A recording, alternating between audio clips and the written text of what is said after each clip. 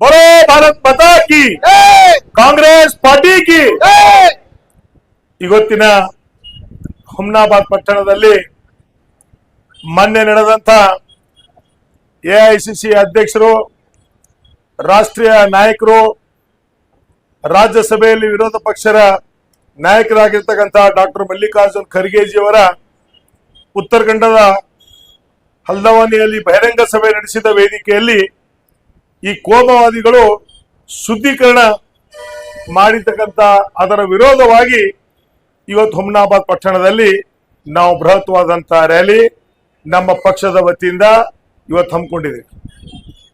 ಈಗಾಗಲೇ ಸಾಕಷ್ಟು ಜನ ನಮ್ಮ ಪಕ್ಷದ ಮುಖಂಡರು, ಸಮಾಜದ ಮುಖಂಡರು ಎಲ್ಲರೂ ಕೂಡ ತಾವು ಮಾತನಾಡಿದಿರಿ. ಇದ್ರ ಬಗ್ಗೆ ಖಂಡನೆ ಮಾಡತಕ್ಕಂಥ ಕೆಲಸ ಆಗಿದೆ. ಇವತ್ತು ರಮೇಶ್ ಜಾರಕಿಹೊಳಿ ಬಹಳಷ್ಟು ಸಮಯ ಕೂಡ ತಗೊಂಡು 6ನೇ ಶತಮಾನದಿಂದ 21ನೇ ಶತಮಾನದವರೆಗೂ ಕೂಡ ನಡೆದಕ್ಕಂತ ಘಟನೆ. ಈಗ ಅದೊಂದು ಭಾಗ. ನಮ್ಮ ಮಾಜಿ ವಿಧಾನ ಪರಿಷತ್ತರ ಸದಸ್ಯರಂತ ಅರವಿಂದ್ ಕುಮಾರ್ ಹಳ್ಳಿಯವರು ಕೂಡ ಹೇಳಿದ್ರು, ಇದು ಇವತ್ತು ನಡೀತಾ ಇಲ್ಲ ತಾವು ಹೇಳ್ತಕ್ಕಂಥದ್ದು ನಮಗೂ ಗುರ್ತಿದೆ, ಎಲ್ಲರಿಗೂ ಕೂಡ ಗುರ್ತಿದೆ.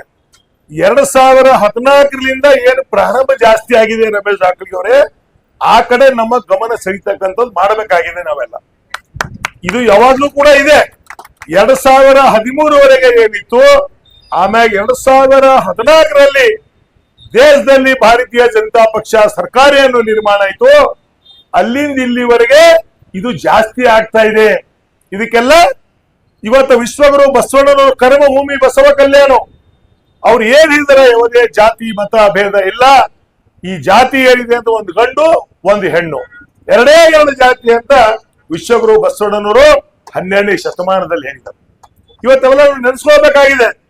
ಇವತ್ತು ಡಾಕ್ಟರ್ ಮಲ್ಲಿಕಾರ್ಜುನ್ ಖರ್ಗೆ ಅವರು ಇವತ್ತು ಬರೇ ಬೀದರ್ ಜಿಲ್ಲೆಯವರು, ಇಲ್ಲಿ ಹುಟ್ಟಿ ಇಲ್ಲಿಂದ ಗುಲ್ಬರ್ಗಕ್ಕೆ ಹೋಗಿ ಇವತ್ತು ರಾಷ್ಟ್ರ ಮಟ್ಟದ ಗಾಂಧಿ ನೆಹರು ಕುಂತಂತ ಸ್ಥಾನ, ಇವತ್ತು ಎಐಸಿಸಿ ಅಧ್ಯಕ್ಷ ಸ್ಥಾನದಲ್ಲಿ ಕುಂತಿರ್ತಕ್ಕಂಥ ಏಕೈಕ ವ್ಯಕ್ತಿ ಅಂದ್ರೆ ಅದು ಡಾಕ್ಟರ್ ಮಲ್ಲಿಕಾರ್ಜುನ್ ಖರ್ಗೆ ಅವರು. ಇವತ್ತು ಬಹಳ ನಾವು ಹೆಮ್ಮೆ ಪಡಬೇಕು. ಇವತ್ತಿಲ್ಲಿ ಬೀದರ್ ಜಿಲ್ಲೆ ಹೊರವಟ್ಟಿ ಗ್ರಾಮದಲ್ಲಿ ಅವರು ಹುಟ್ಟಿ ಇವತ್ತು ಎಐಸಿಸಿ ಅಧ್ಯಕ್ಷರಾಗಿ, ಅದರ ಜೊತೆಯಲ್ಲಿ ಇವತ್ತೇನು ರಾಜ್ಯಸಭೆಯಲ್ಲಿ ವಿರೋಧ ಪಕ್ಷದ ನಾಯಕರಾಗಿ ಸೇವೆ ಮಾಡತಕ್ಕಂತ ಅವಕಾಶ ಅವರಿಗೆ ಸಿಕ್ಕಿದೆ. ಇವತ್ತು ಬಂಧುಗಳೇ, ಇವತ್ತು ಅವರು ಯಾಕೆ ಕಾರ್ಯಕ್ರಮಕ್ಕೆ ಹೋಗಿದ್ರು, ಯಾಕೆ ಶುದ್ಧೀಕರಣ ಮಾಡಬೇಕಾಯ್ತು, ಇದು ಯಾಕೆ ನಡೀತಾ ಇದೆ, ಎಲ್ಲಿಂದ ಪ್ರಾರಂಭ ಆಗ್ತಾ ಇದೆ, ಇವತ್ತು ಅವೆಲ್ಲ ನೋಡ್ತಾ ಇದ್ರಿ. ಭಾರತೀಯ ಜನತಾ ಪಕ್ಷ ಸರ್ಕಾರ, ಅದ್ರ ಜೊತೆಯಲ್ಲಿ RSS. ಇವತ್ತು ರಾಜ್ಯದಲ್ಲಿ ಕೂಡ ತಾವು ನೋಡಿದ್ರಿ, RSS ಬಗ್ಗೆ ನಮ್ಮ ರಾಜ್ಯದಲ್ಲಿ ಗೃಹ ಮಂತ್ರಿ ಪ್ರಿಯಾಂಕ್ ಖರ್ಗೆಜಿ ಅವರು ಅನೇಕ ಅದ್ರ ಬಗ್ಗೆ ಟೀಕೆ ಟಿಪ್ಪಣಿಗಳು ಮಾಡ್ತಾ ಇದ್ರು. ಇವತ್ತು ಅದ್ರ ಬಗ್ಗೆ ಬಹಿರಂಗವಾಗಿ ಜನರ ಮುಂದೆ ತಡ್ತಾ ಇದಾರ. ಏನು RSS ಅಂದ್ರೇನು, ಯಾಕೆ ನೋಂದಣಿ ಮಾಡಿಲ್ಲ, ಏನಿಲ್ಲ ಅಂಬೋದು ನಮ್ಮ ಪ್ರಿಯಾಂಕ್ ಖರ್ಗೆಜಿ ಅವರು ಮಾಡ್ತಾ ಇದ್ದಾರೆ. ಅದ್ರ ಜೊತೆಯಲ್ಲಿ ನಮ್ಮ ರಾಷ್ಟ್ರೀಯ ಅಧ್ಯಕ್ಷರು ಕೂಡ ಇವತ್ತು ಅನೇಕ ವಿರೋಧ ಪಕ್ಷದ ನಾಯಕರ ಮೇಲೆ ವಿರೋಧ ಮಾಡತಕ್ಕಂತ ನಮ್ಮ ಕರ್ತವ್ಯ ಇದೆ. ದೇಶದಲ್ಲಿ ಈ ಸಂವಿಧಾನದಲ್ಲಿ ಡಾಕ್ಟರ್ ಬಾಬಾ ಸಾಹೇಬ್ ಅಂಬೇಡ್ಕರ್ ಅವರು ಎಲ್ಲರಿಗೂ ಕೂಡ ಒಂದೇ ಶಕ್ತಿ ಇದೆ. ಇವತ್ತು ಆ ಇದರಲ್ಲಿ ಡಾಕ್ಟರ್ ಮಲ್ಲಿಕಾರ್ಜುನ್ ಖರ್ಗೆಜಿ ಅವರ ಒಂದು ಹೋರಾಟ, ಇವತ್ತು ಆ ಹೋರಾಟದಲ್ಲಿ ಪಾಪ ಅವ್ರ ಉತ್ತರಾಖಂಡದಲ್ಲಿ ಏನಾಯ್ತೋ ಗೊತ್ತಿಲ್ಲ. ಇವತ್ತು ಅವರಿಗೆ ಇಂಥ ಒಬ್ಬ ಮಹಾನ್ ವ್ಯಕ್ತಿ ಇವತ್ತು ಅಲ್ಲಿ ಬಂದು ಪಕ್ಷದ ಬಗ್ಗೆ, ದೇಶದ ಬಗ್ಗೆ, ರಾಜಕೀಯ ಬಗ್ಗೆ ವಿಶ್ಲೇಷಣೆ ಮಾಡುವಾಗ ಇವತ್ತಲ್ಲಿ ಶುದ್ಧೀಕರಣ ಮಾಡ್ತಕ್ಕಂಥ ಕೆಲಸ ಇವ್ರು ಮಾಡ್ತಾರ ಅಂತ ಇವ್ರಿಗೆ ಯಾವ ರೀತಿ ನಾವು ಕೇಳಬೇಕು, ಯಾವ ರೀತಿ ಇವ್ರಿಗೆ ಕರಿಬೇಕು, ಏನ್ ಕಿಡಿಗೇರಿಗಳು ಅನ್ಬೇಕಾ, ಇವ್ರಿಗೆ ಯಾವ ರೀತಿ ನಾವು ಏನಂದ್ರೂ ಕೂಡ ತಪ್ಪಾಗಲಾರದು ಅಂತ ನಾನು ಭಾವಿಸ್ತೀನಿ.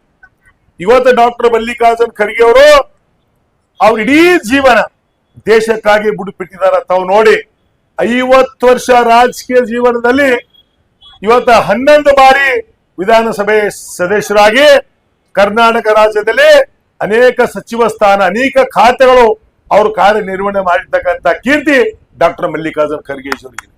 ಅದರ ಜೊತೆಯಲ್ಲಿ ಲೋಕಸಭೆಗೆ ಆಯ್ಕೆಯಾಗಿ ಲೋಕಸಭೆಯಲ್ಲಿ ಇವತ್ತು ಲೇಬರ್ ಮಂತ್ರಿಯಾಗಿ ಇವತ್ತು ಅನೇಕ ಕಾರ್ಯಗಳು ದೇಶದಲ್ಲಿ ಲೇಬರ್ ಮಿನಿಸ್ಟರ್ ಏನಿದೆ ಎಂಬುದು ತೋರಿಸ್ಕೊಟ್ಟಕ್ಕಂತ ಕೀರ್ತಿ ಅದು ಡಾಕ್ಟರ್ ಮಲ್ಲಿಕಾರ್ಜುನ್ ಖರ್ಗೆಜಿ ಅವರಿಗೆ. ಅದ್ರ ಜೊತೆಯಲ್ಲಿ ನಮ್ಮ ದೇಶದಲ್ಲಿ ರೈಲ್ವೆ ಮಂತ್ರಿಯಾಗಿ ಸೇವೆ ಮಾಡತಕ್ಕಂಥ ಅವಕಾಶ ಕೂಡ ಡಾಕ್ಟರ್ ಮಲ್ಲಿಕಾರ್ಜುನ್ ಖರ್ಗೆ ಸಾಹೇಬರಿಗೆ ಸಿಕ್ಕಿದ ಮೇಲೆ ಇವತ್ತು ಅನೇಕ ಬದಲಾವಣೆಗಳು ಇವತ್ತು ದೇಶದಲ್ಲಿ ತಂದಿರತಕ್ಕಂತ ಕೀರ್ತಿ ಅದು ಡಾಕ್ಟರ್ ಮಲ್ಲಿಕಾರ್ಜುನ್ ಖರ್ಗೆಜಿ ಅವರಿಗೆ. ಬಂಧುಗಳೇ, ನಾನು ಹೇಳ್ತಕ್ಕಂಥದ್ದು ಏನು ಅಂದ್ರೆ, ಇದೆಲ್ಲ ಯಾಕೆ ನಡೀತಾ ಇದೆ, ಯಾಕೆ ಆಗ್ತಾ ಇದೆ, ನಾವೆಲ್ಲರೂ ಕೂಡ ವಿಚಾರ ಮಾಡಬೇಕಾಗಿದೆ. ಇವತ್ತು ಬಸವಣ್ಣವರು 12ನೇ ಶತಮಾನದಲ್ಲಿ ಅನೇಕ ವಿಚಾರಗಳನ್ನು ಇವತ್ತು ವ್ಯಕ್ತಪಡಿಸಿದಾರ. ಇವತ್ತು ನಾವು ಎಲ್ಲೆಲ್ಲಿ ಯಾವ ಸಮಯದಲ್ಲಿ ಇವತ್ತು ಭಾರತೀಯ ಜನತಾ ಪಕ್ಷದವರು ಅನೇಕ ವಿಚಾರಗಳ ಬಗ್ಗೆ ಮಾತಾಡ್ತಾರೆ. ಇವತ್ತು ಅವ್ರು ಮಾಡ್ತಕ್ಕಂಥದ್ದು ಏನಿದೆ, ಇವತ್ತು ಭಾರತೀಯ ಜನತಾ ಪಕ್ಷ ಪ್ರಧಾನಮಂತ್ರಿಗಳಾದಂತ ನರೇಂದ್ರ ಮೋದಿ ಅವರು 2014ರ ಚುನಾವಣೆ ಪೂರ್ವದಲ್ಲಿ ಅವ್ರು ಏನ್ ಹೇಳಿದ್ರು, ದೇಶದಲ್ಲಿ ಭಾರತೀಯ ಜನತಾ ಪಕ್ಷ ಅಧಿಕಾರಕ್ಕೆ ಬಂದ್ರೆ ನಾವು ಸುಮಾರು 2 ಕೋಟಿ ಪ್ರತಿ ವರ್ಷ ಎಂಪ್ಲಾಯ್ಮೆಂಟ್ ಕ್ರಿಯೇಟ್ ಮಾಡ್ತೇವೆ. ಇವತ್ತು ಎಷ್ಟು ವರ್ಷ ಆಯ್ತು? 13 ವರ್ಷ ಆಯ್ತು. ಅಂದ್ರೆ ಎಷ್ಟಾಗಬೇಕಾಗಿತ್ತು? 26 ಕೋಟಿ ಆಗ್ಬೇಕಾಗಿತ್ತು. 1 ಕೋಟಿನ ಆಗಿದ್ಯಾ? ಮಾಡ್ತಕ್ಕಂಥ ವ್ಯವಸ್ಥೆ ಮಾಡಿದಾರ? ನಮ್ಮವ್ರು ಕೇಳ್ಬೇಕಲ್ಲ. ಇವತ್ತು ಅದೇ ಕೇಳ್ತಕ್ಕಂದ್ರೆ ಇವ್ ಮಾನವಾದಿ ಇವರೆಲ್ಲ ಮಾಡ್ತಕ್ಕಂಥದ್ದು, ಈ ಶುದ್ಧೀಕರಣ ಮಾಡೋದು, ಬೇರೆ ಬೇರೆ ವಿಚಾರಗಳು ಮಾಡ್ತಕ್ಕಂಥದ್ದು, ಅದು ಕಾರ್ಯದಲ್ಲಿ ಅವ್ರು ತೊಡಗಿದ್ದಾರೆ. ಇವತ್ತು ಅವ್ರು ನೋಡಿದ್ರಿ, ಡಾಕ್ಟರ್ ಮಲ್ಲಿಕಾರ್ಜುನ್ ಖರ್ಗೆಜಿ ಅವರು ಲೋಕಸಭೆಯಲ್ಲಿ ಏನು ರಾಜ್ಯಸಭೆ ವಿರೋಧ ಪಕ್ಷದ ನಾಯಕರಾಗಿ ಕೆಲವು ಮಾತುಗಳನ್ನು ಆಡಿದಾಗ ನೇರವಾಗಿ ಮೋದಿಯವರು ಇರ್ಬೋದು, ಅಮಿತ್ ಶಾ ಅವರು ಇರ್ಬೋದು, ಇವತ್ತು ಬೇರೆ ಬೇರೆ ಇರ್ಬೋದು, ಅವರ ನೇರ ನುಡಿ ಅವ್ರು ಮಾಡ್ತಕ್ಕಂಥ ಕಾರ್ಯ ಇವತ್ತು ಡಾಕ್ಟರ್ ಮಲ್ಲಿಕಾರ್ಜುನ್ ಖರ್ಗೆಜಿ ಅವರು ಮಾಡ್ತಾ ಇದ್ದಾರ. ಇವತ್ತು ನಾವೆಲ್ಲ ನೋಡ್ತಾ ಇದೀವಿ, ರಾಜ್ಯಸಭಾ ಪಾರ್ಲಿಮೆಂಟ್ ನೋಡುವಾಗ, ನಡೀತಾ ಇರುವಾಗ ಅವ್ರು ಮಾಡ್ತಕ್ಕಂಥ ಕಾರ್ಯಗಳು ಇವತ್ತು ದೇಶದ ಪರವಾಗಿ, ದೇಶದ ಜನಸಾಮಾನ್ಯರಿಗೆ ಸಿಗ್ತಕ್ಕಂಥ ವ್ಯವಸ್ಥೆ ಆಗ್ಬೇಕು ಅಂತ ಡಾಕ್ಟರ್ ಮಲ್ಲಿಕಾರ್ಜುನ್ ಖರ್ಗೆಜಿ ಅವರ ಹೋರಾಟ ಇದೆ. ಬಂಧುಗಳೇ, ತಾವು ಹೇಳಿದಾಗೆ ನಮ್ಮ ದೇಶದಲ್ಲಿ 140 ಕೋಟಿ ಜನಸಂಖ್ಯೆ ಇರ್ತಕ್ಕಂಥ ನಮ್ಮ ದೇಶ ಬಹಳ ದೊಡ್ಡ ದೇಶ. ಇವತ್ತು ಈ ದೇಶದಲ್ಲಿ ಪ್ರಜಾಪ್ರಭುತ್ವ, ಡೆಮೋಕ್ರಸಿ, ಡಾಕ್ಟರ್ ಬಾಬಾ ಸಾಹೇಬ್ ಅಂಬೇಡ್ಕರ್ ಸಾಹೇಬರು ಕೊಟ್ಟಂತ ಸಂವಿಧಾನ ಅಡಿಯಲ್ಲಿ ನಾವೆಲ್ಲರೂ ಕೂಡ ನಡಿಬೇಕಾಗಿದೆ.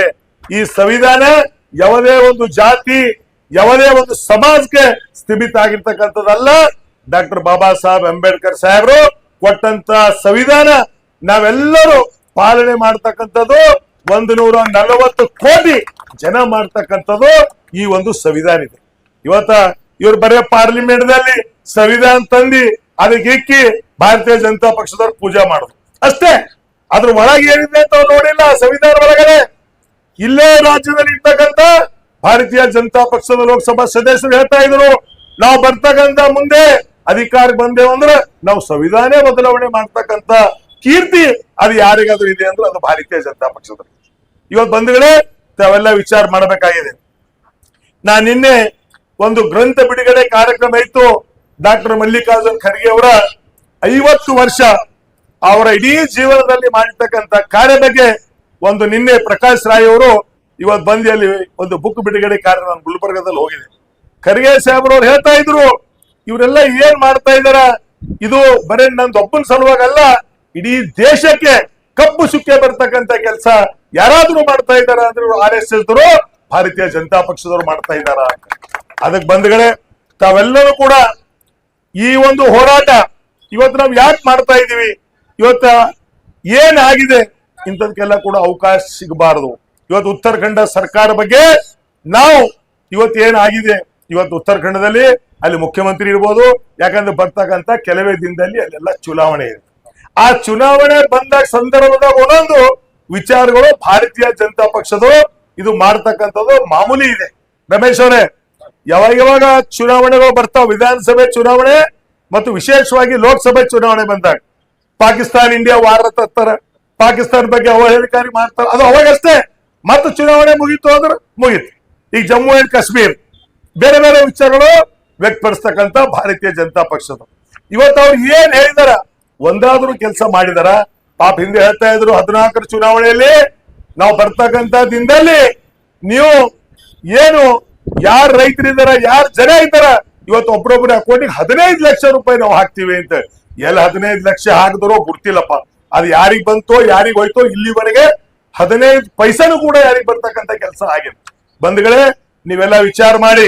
ಇವತ್ತೇನು ಡಾಕ್ಟರ್ ಮಲ್ಲಿಕಾರ್ಜುನ್ ಖರ್ಗೆಜಿ ಅವರಿಗೆ ಇದು ಆಗಿರ್ತಕ್ಕಂಥ ಅವಮಾನ ಅಲ್ಲ, ಇಡೀ ದೇಶದ 140 ಕೋಟಿ ಜನರಿಗೆ ಅವಮಾನ ಆಗಿರ್ತಕ್ಕಂಥದ್ದು. ಬಂಧುಗಳೇ, ಇವತ್ತು ಡಾಕ್ಟರ್ ಮಲ್ಲಿಕಾರ್ಜುನ್ ಖರ್ಗೆ ಅವರು ಇವತ್ತು ಅವರು ಒಬ್ಬ ದೇಶದಲ್ಲಿ ಈಗಾಗಲೇ ಮಾತಾಡುವಾಗ ಯಾರೋ ಹೇಳಿದ್ರು, ಇವತ್ತು ಡಾಕ್ಟರ್ 2ನೇ ಬಾಬಾ ಸಾಹೇಬ್ ಅಂಬೇಡ್ಕರ್ ಅಂದ್ರೂ ಕೂಡ ಅದಕ್ಕೆ ಕಡಿಮೆ ಇಲ್ಲ. ಅವ್ರು ಮಾಡಿರ್ತಕ್ಕಂತ ಕಾರ್ಯ ಇಡೀ ದೇಶದ ಜನರು ನೋಡ್ತಕ್ಕಂತ ಕಾರ್ಯದಲ್ಲಿ ಡಾಕ್ಟರ್ ಮಲ್ಲಿಕಾರ್ಜುನ್ ಖರ್ಗೆಜಿಯವರು ತೊಡಗಿದಾರ. ಇವತ್ತೆಲ್ಲರೂ ಕೂಡ ನಾವು ನಿರ್ಣಯ ಮಾಡಿದ್ವಿ, ನಾವು ಮಲ್ಲಿಕಾರ್ಜುನ್ ಖರ್ಗೆಜಿಯವರ ಜೊತೆಯಲ್ಲಿ ನಾವಿರ್ತೀವಿ.